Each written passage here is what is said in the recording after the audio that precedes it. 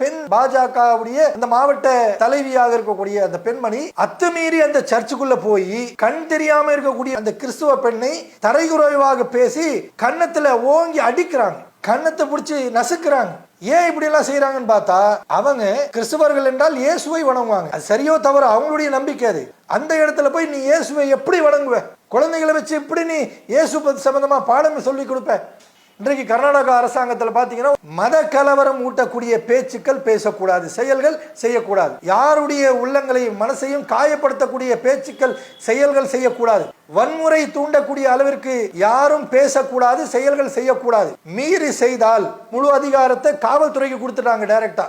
கடந்த 10 ஆண்டுகளாக இந்தியாவை சுடுகாடாக மாற்றக்கூடிய ஒரு முயற்சியில் தான் இந்த RSS உடைய கடைபிடிக்கக்கூடிய அதனுடைய கிளைகளாக இருக்கக்கூடிய பஜரங்பல், இந்து முன்னணி, இது போன்ற அமைப்பில் உள்ளவர்கள் கடந்த 2014ஆம் ஆண்டு மோடி தலைமையில் இந்தியாவுடைய ஆட்சி அமைத்த பிறகு இவர்கள் என்ன நினைத்து கொண்டார்கள் என்று நமக்கு புரியல. மோடி பிரதமராக தேர்ந்தெடுத்த உடனே இனி மோடி தான் இந்த நாட்டுடைய ராஜா அப்படின்னு நினைச்சிட்டாங்களா என்னன்னு தெரியல. RSS தான் இந்த நாட்டுடைய முதலாளி அப்படின்னு நினைச்சிட்டாங்களா என்னன்னு புரியல.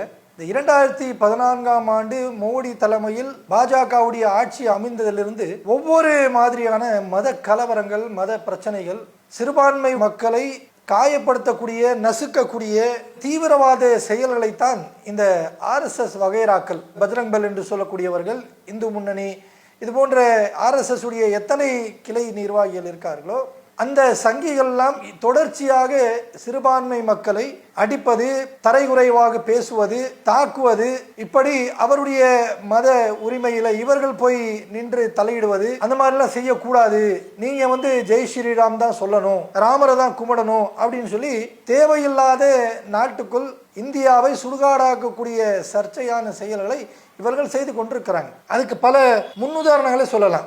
கர்வாபசின்னு சொல்லி ஆரம்பிச்சு, பீஃப் ஜிஹாதுன்னு சொல்லி ஆரம்பித்து, லவ் ஜிஹாது, கொரோனா ஜிஹாது அப்படின்னு சொல்லி முஸ்லிம்கள் மீது கடுமையான வன்மத்தை இவர்கள் கொட்டினார்கள். அதுல ஏராளமான முஸ்லிம்களை வார்த்தைகளால் கொன்று விட்டார்கள்.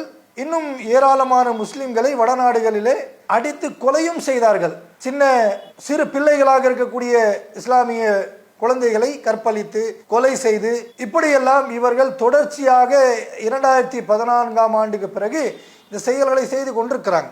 இப்படி செய்யக்கூடிய இந்த செயல்களை எல்லாம் பல மக்கள், நாடு முழுவதும் இருக்கக்கூடிய பல மக்கள், நடுநிலையாக இருக்கக்கூடிய நடுநிலைவாதிகள் என்று சொல்லக்கூடிய இந்தியாவில் இருக்கக்கூடிய, இந்தியாவை தாண்டி பல நாடுகளில் இருக்கக்கூடிய மக்கள் இந்த செயல்களை எல்லாம் கண்டித்து கொண்டுதான் இருக்கிறார்கள். அப்படி கண்டித்து கொண்டிருக்கக்கூடிய இந்த தருணத்தில் இவர்கள் செய்யக்கூடிய இந்த செயல்களை நிறுத்தி விட்டார்களா என்று பார்த்தால் நிறுத்தல.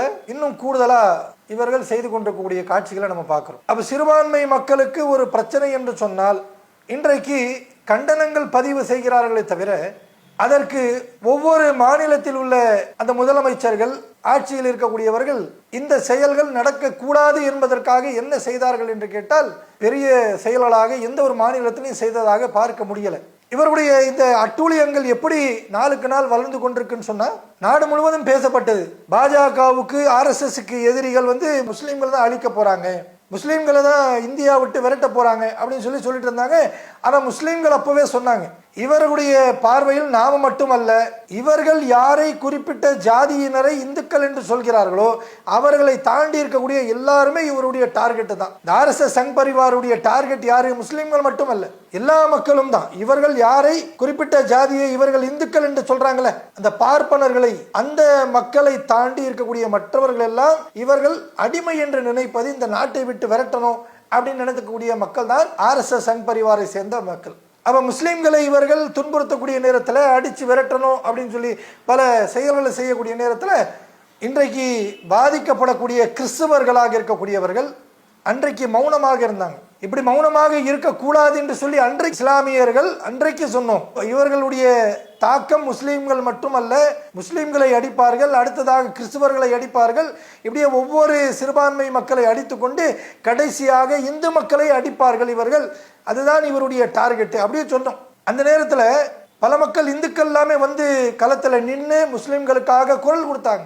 ஆனா அந்த நேரத்தில் யார் வரவில்லை என்று சொன்னால், ஒரு பெரிய கூட்டமாக யார் வரவில்லை என்று சொன்னால் கிறிஸ்தவர்கள் வரவே இல்லை. ஆனா இன்னைக்கு பாருங்க, கிறிஸ்தவர்கள் பக்கம் இவர்கள் திரும்பி விட்டார்கள். பாஜக ஆளக்கூடிய ஜபல்பூர் என்று சொல்லக்கூடிய பகுதியில் இருக்கக்கூடிய சர்ச், அந்த சர்ச்சில் பார்த்தீங்கன்னு சொன்னா பாஜகவுடைய பெண் மாவட்ட நிர்வாகி அந்த சர்ச்சில் பார்த்தோம் சொன்னா, இப்போ கிறிஸ்துமஸ் டைம் ஒவ்வொரு சர்ச்சில் தேவாலயங்களில் அவர்கள் அந்த ஃபங்க்ஷனை கொண்டாடுற பழக்கம் அவர்களுக்கு. இது காலங்காலமாக நடந்து கொண்டிருக்கு, உலகம் முழுவதும் நடக்குது, இந்தியாவிலும் நடக்குது. இதற்கு யாருமே மக்கள் எதிர்ப்பு தெரியவில்லை. முஸ்லீம்களாக இருக்கட்டும், இந்துக்களாக இருக்கட்டும், எல்லாருமே என்ன பண்றாங்க, அவரவருடைய பண்டிகையை சேர்ந்து நடத்தக்கூடிய கொண்டாடக்கூடிய ஒரு நிலை தான் இந்தியாவில் இருக்கின்றது. அப்படி ஒரு விழாவாக தான் ஜபல்பூர் என்று சொல்லக்கூடிய பகுதியில் உள்ள சர்ச்சில் தேவாலயத்தில் கண் பார்வை இல்லாத அவர்கள் எல்லாம் சேர்ந்து அந்த கிறிஸ்துமஸ் விழாவை கொண்டாடுறாங்க. அப்படி கொண்டாடக்கூடிய நேரத்தில் அவங்க என்ன பண்றாங்க, தெருவில் வந்து கொண்டாடுறாங்களா?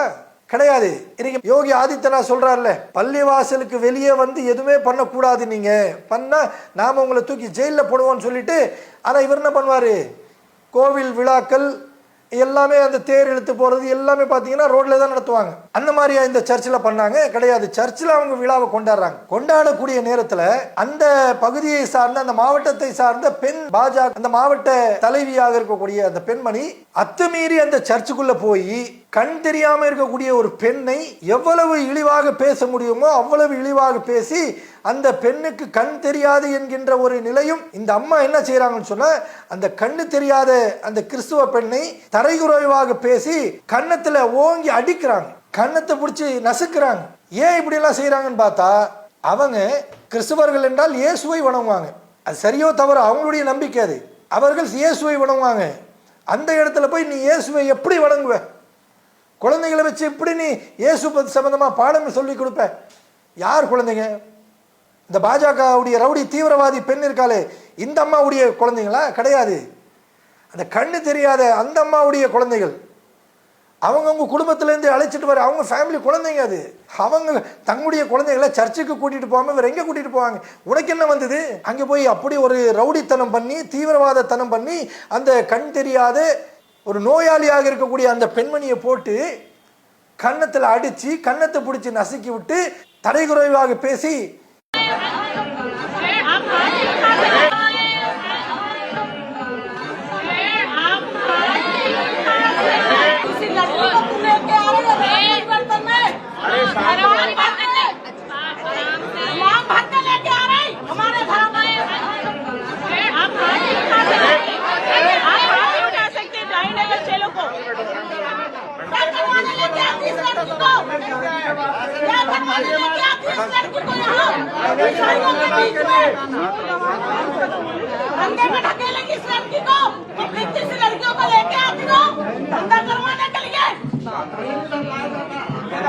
நீங்க இந்த மதத்தை பின்பற்றக்கூடாது, ராமர் தான் வணங்கணும், ஜெய் ஸ்ரீராம் சொல்லு, அதை சொல்லுன்னு சொல்லி இந்த அம்மா இவ்வளவு செய்யறா.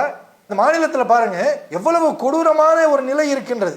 இவ்வளவு அராஜகம் பண்றா அந்த பொம்பளை தீவிரவாதி. பக்கத்துல போலீஸ் கான்ஸ்டபிள் நிக்கிறாரு, நிக்கக்கூடியவர் என்ன பண்ணிருக்கணும், இந்த அம்மாவை தடுத்து இருக்கணும். எதுவுமே பண்ணல, சைலண்டா நிக்கிறாரு. ஒரு பேருக்கு ஒரு 2 வார்த்தை பேசுறாரு, சுப் ரஹோ சுப் ரஹோ, சாந்த் ரஹோ சாந்த் ரஹோ, அமைதியா இருங்க அமைதியா இருங்கன்றாரு. அடிக்கிறாங்க, அவங்கள பிடிச்சிட்டு இழுத்துட்டு போய் லாக்கப்ல தள்ளுறதை விட்டு விட்டு சாந்த் ரஹோ சாந்த் ரஹோன்றாரு. யார் அடி வாங்கிட்டு சாந்த் சும்மா இருக்கணுமா? ஆனா அந்த அம்மாவை என்ன பண்றது, வேற வழி இல்லை, கண் தெரியாது. அவங்க இவங்கள மாதிரி ரவுடியோ தீவிரவாதியோ இல்லைல்ல. அவ இவங்க செஞ்ச அந்த செயலை என்ன பண்றாங்க, அவங்க சொல்லிட்டே இருக்காங்க, எனக்கு கண்ணு தெரியாது, இப்படியெல்லாம் நீங்க பண்றீங்களே, இது நல்லதா இது அப்படின்னு சொல்லக்கூடியதை பார்க்குறோம். அவ இது அந்த இடத்தில் மட்டும்தான் நடந்ததான்னு பார்த்தா, இது இப்போ பரவலாக பல இடங்கள்ல பாஜக ஆளக்கூடிய மாநிலங்கள்ல இந்த செயல்கள் நடக்க ஆரம்பித்து விட்டது. இதே போன்ற காட்சி தான் ஞாயிற்றுக்கிழமை கிறிஸ்தவர்கள் அவருடைய தேவாலயங்கள்ல சர்ச்சுகளில் போய் பிரேயர் பண்ணுவாங்க. அதே மாதிரி வட மாநிலத்தில் ஒரு இடத்துல பார்த்தோம் சொன்னா, ஞாயிற்றுக்கிழமை ஒரு சர்ச்சில் அவங்க பாட்டுக்கு பிரேயர் பண்ணிட்டு இருக்காங்க. பாஜக RSS சேர்ந்த ஒரு ரவுடி தீவிரவாதி அவன் என்ன பண்றான், ஒரு 4 பேரை கூட்டிட்டு போய் நேரா சர்ச்சுக்குள்ள போய் அந்த சர்ச்சில் அவங்க மத அடிப்படையில் அந்த வணக்கத்தை செலுத்தி கொண்டிருக்கக்கூடிய அந்த நேரத்தில் அங்கே இருக்கக்கூடிய ஃபாதர்னு சொல்லுவாங்களே, அந்த ஃபாதரை பிடிச்சி அவர் நின்று கொண்டிருந்த அந்த போடியம் அந்த மைக் இடத்துல அவரை தள்ளி விட்டு அவரை பிடிச்சி, இவரு நீ எப்படி கிறிஸ்துவத்தை நீ வணங்குவ, இந்தியாவில் கிறிஸ்டினே இருக்கக்கூடாது அப்படின்னு சொல்லி RSS உடைய அந்த ஸ்டைல் என்ன செய்யறாரு, ஜெய் ஸ்ரீராம் சொல்லு. मैं ये पूछना चाहता हूँ मिस्टर फादर से, हमारा क्या है, चारों वेद है, मनुस्मृति है, उपनिषद है, हम कोई भी क्रिश्चियनों का बाइबल को फॉलो नहीं करेंगे। Am I clear? जय श्री राम। जय Shri Ram. Jesus Christ is not ours. Jesus Christ is not ours. हमारा कौन है? राम भगवान। Am I right? ராமரை வணங்கணும் அப்படின்னு சொல்லி மிரட்டக்கூடியதை பார்க்கிறோம். அப்ப என்ன நடக்குது இந்தியாவில்? இந்தியா என்பது பன்மொழி பேசக்கூடியவர்கள், அனைத்து மக்களும் சேர்ந்திருக்கக்கூடியவர்கள், அனைத்து மதத்தை சார்ந்தவர்கள் இந்த நாட்டிற்கு சுதந்திரத்திற்காக போராடி இருக்காங்க. அனைவரும் சேர்ந்து வாங்கிய இந்த சுதந்திர நாட்டில் சிறுபான்மை மக்கள் இருக்கக்கூடாது, இருந்தால் நீங்கள் இந்துக்களாக தான் இருக்க வேண்டும், அதுவும் RSS சொல்லக்கூடிய இந்துக்களாக மட்டும்தான் இருக்கணும் அப்படின்னு சொன்னா அப்போ இந்த நாட்டுடைய சுதந்திரம் எங்கே போச்சு? இது நாம சொல்லிக்கிட்டு இருக்கோம். வெளிநாட்டில் இருக்கக்கூடிய மக்களுக்கு இந்தியா ஒரு டெமோக்ரஸி கண்ட்ரி, சுதந்திர நாடு சொல்லிட்டு இருக்கோமே, அந்த சுதந்திரம் இருக்கின்றதா? அப்ப இல்லாம போயிடுச்சு. அப்ப இது நாடு முழுவதும் இப்படி இஸ்லாமியர்கள் மீது, கிறிஸ்தவர்கள் மீது, தலித் மக்கள் மீது, சிறுபான்மையாக இருக்கக்கூடிய மக்கள் மீதெல்லாம் இப்படி இந்த RSS சங் பரிவார்கள் இன்றைக்கு இவருடைய ஆட்சி இருக்கின்றது என்கின்ற ஒரு தெனாவட்டில், ஒரு மமதியில இது போன்ற செயல்கள் நாடு முழுவதும் செய்து கொண்டிருக்கிறாங்க. அப்ப இதற்கு நாம என்ன செய்யணும்? அந்தந்த மாநிலங்களில் எங்கெங்கெல்லாம் பாஜக ஆழ்ந்து கொண்டிருக்கிறதோ, ஆட்சி அவர்களுடைய ஆட்சி அதிகாரம் இருக்கின்றதோ, அந்த இடத்துல என்ன நடக்காது? நாம வைக்கக்கூடிய கோரிக்கை நடக்காது. அப்ப எங்கெங்கெல்லாம் இந்தியா முழுவதும் எங்கெல்லாம் பாஜகவுடைய ஆட்சி அதிகாரம் இல்லையோ அத்துணை மாநிலங்கள் இருக்கக்கூடிய முதலமைச்சர்கள் என்ன செய்யணும்னு சொன்னா, நமக்கு இன்றைக்கு ஒரு எடுத்துக்காட்டு கர்நாடகா அரசாங்கம். இன்றைக்கு கர்நாடகா அரசாங்கத்தில் பார்த்தீங்கன்னா ஒரு சட்டத்தை கொண்டு வந்திருக்காங்க. என்ன சட்டம் என்று சொன்னால், மத கலவரம் ஊட்டக்கூடிய பேச்சுக்கள் பேசக்கூடாது, செயல்கள் செய்யக்கூடாது. யாருடைய உள்ளங்களையும் மனசையும் காயப்படுத்தக்கூடிய பேச்சுக்கள் செயல்கள் செய்யக்கூடாது. வன்முறை தூண்டக்கூடிய அளவிற்கு யாரும் பேசக்கூடாது, செயல்கள் செய்யக்கூடாது. மீறி செய்தால் முழு அதிகாரத்தை காவல்துறைக்கு கொடுத்துட்டாங்க டைரக்டா. மீறி செய்தால் காவல்துறை நேரடியாக அவர்களை கைது செய்து குறைந்தபட்சம் 1 ஆண்டு, அதிகபட்சம் 5 ஆண்டுகள் என்று சொல்லி அவர்களுக்கு தண்டனை கொடுக்கலாம். முதல் முறை செய்வதாக இருந்தால், இந்த தவறை, இந்த தூண்டுதலை, கலவரத்தை உண்டாக்கக்கூடிய செயலை முதல் முறை செய்தால் அவர்களுக்கு 1 ஆண்டு குறைந்தபட்சம், அதிகப்படியாக 5 ஆண்டு, 50,000 ரூபாய் அபராதம் என்று சொல்லியிருக்கிறாங்க. இரண்டாவது முறை செய்தால் குறைந்தபட்சம் 2 ஆண்டு சிறை தண்டனை, அதிகப்படியாக 10 ஆண்டு சிறை தண்டனை, 1 லட்சம் ரூபாய் அபராதம் என்று சொல்லி கர்நாடக அரசாங்கம் இன்றைக்கு சட்டத்தை கொண்டு வந்து அதை அமல்படுத்தியிருக்காங்க. இந்த சட்டத்தை எப்படி கொண்டு வந்திருக்காங்க தெரியுமா? நான் பேலபிள், அதாவது நாம போய் ஜாமீன் கேட்டா ஜாமீனே கிடைக்காது, அந்த மாதிரியான ஒரு சட்டம். தூக்கி உள்ள போடுன்னு சொல்லிட்டாங்க. RSS சிந்தனை உள்ள தீவிரவாத செயல்கள் செய்து கொண்டிருக்கக்கூடிய இவர்கள் இது போன்ற செயல்களை, கலவரங்கள் ஊட்டக்கூடிய செயல்களை செய்வார்கள் என்று சொன்ன இனி கர்நாடகாவுடைய அரசாங்கம் கொண்டு வந்த அந்த சட்டம் இவர்களை தூக்கி ஜெயிலில் போடும்.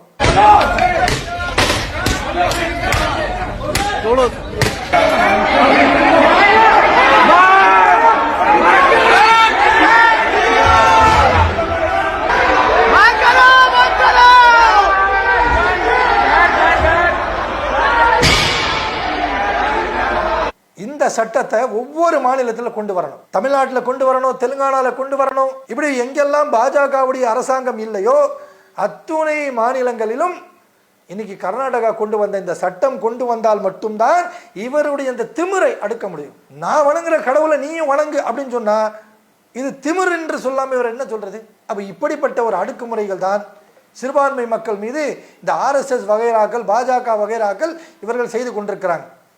தமிழகத்தில் ஒரு இது மாதிரியான பிரச்சனையை ஆரம்பிக்கலாம்னு சொல்லி ராஜா போன்ற வகைராக்கள்ல போய் திருப்பரங்குன்றத்தில் போய் தீபத்தை ஏத்துறேன்னு சொன்னாங்க. அங்கே இருக்கக்கூடிய இந்து மக்களே அவர்களுக்கு செம்மட்டி அடிச்சு விரட்டினாங்க, போவாங்களா வெளியே அப்படின்னு சொல்லி. அப்ப இது போன்ற செயல்களை தான் ஒவ்வொரு மாநிலங்களிலும் செய்ய வேண்டும்.